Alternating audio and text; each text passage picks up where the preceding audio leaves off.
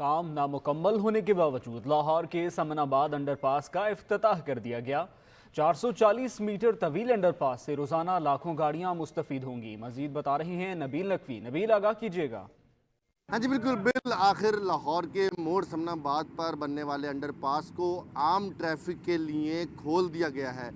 नवंबर के महीने में इस पर काम शुरू किया गया था और पहली डेडलाइन जो थी वो अप्रैल की आई थी, फिर मई की आई और उसके बाद जून की आई और बिल आखिर कल यानी 2 अगस्त 2023 को निगरां वज़ीर आला पंजाब मोहसिन नकवी यहाँ आए और उन्होंने इसका इफ्तिताह किया और अब इसको आम ट्रैफिक के लिए खोल दिया गया है। कल यहाँ पे जो निगरां वज़ीर आला पंजाब ने मीडिया से गुफ्तगू की, उसमें उनका कहना था कि तकरीबन 2 अरब रुपए की लागत आई है इस अहम तरीन अंडरपास पे। 440 मीटर तवील ये अंडरपास है। ये कहा जा रहा है कि रोज़ाना की बुनियाद पर 2 लाख गाड़ियां इस अंडरपास से जो है वो पास हुआ करेंगी।